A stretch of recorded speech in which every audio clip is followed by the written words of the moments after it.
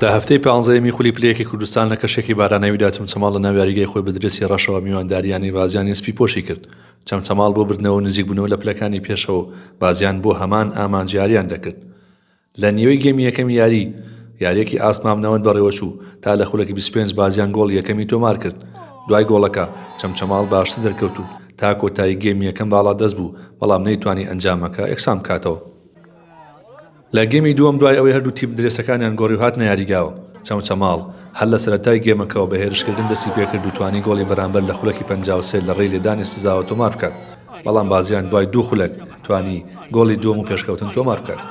چەمچەماڵەکەش یاری نەچوە دەرێ و دوای سێ خولەک لە گۆڵی دووەمی بازیان لە خولەکی 50 گۆڵی یەکسانی تۆمار کرد، بەڵام بازیان دووبارە نەیهێشت خۆشیەکانی چەمچەماڵ بەردەوام بێت و دوای یەک خولەک لە گۆڵەکەی چەمچەماڵ گۆڵی سێیەمی خۆی تۆمار کرد.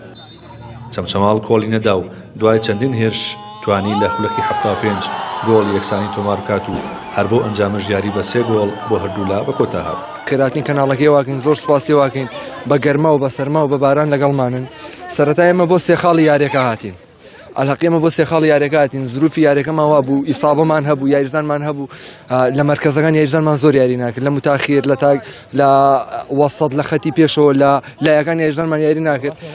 لەخوا بەزیاد یە خاڵش ئەیبینێ ناو یاریگای چەمچەماڵ. بەناوی خۆی گەورە و میرەبانی ئەمڕۆ لە یاریگای خۆمان لەگەڵ یارانەی بازانی خۆشەویست یاریمان هەبوو. سوپاس بۆ خۆی گەورە توانیمان 3-3 یاریگە تعادل کرد، بۆیە بشمان بردایەتەوە. بەزیتر قەدەری خۆی گەورە وا بوو، چەند فرسەیەکی وازحمان فەوتان و 20 دقەیە گەمیش لە ئاسی خۆمان ڕازی نەبووین. بەیەوە سوپاس بۆ خۆی گەورە کەوتینە ناو کەشی یاریەکە و گۆڵشمان خوارد. جێم یەکەم تەواو، بە جێمی دووەم کە چوینە دەرەوە مدەڕیب هەنێ قسەی بۆمان کرد و بە خۆمان نەچوینەوە کە دەستمان گرۆ سەر یاریەکە. ئیتر قەدەرەکە وابوو، ئیتر جار وایە یارزان لە ئاسی خۆیان نیە، ئیتر جارە گۆڵێکی یەکسەر ئەیخۆیتەوە. ئیتر ئەمەش قەدەری خۆی گەورەی ڕووەدا، ئیتر خەڵەتەکەش لە خۆمانەیە. بەم ئەنجامەش هەردوویانە بە 18 خاڵ لە ڕزبەندی دەبینرێن، چەمچەماڵ لە پلەی 7ەم و بازیانش لە پلەی 8ەم بە جیاوازی گۆڵ.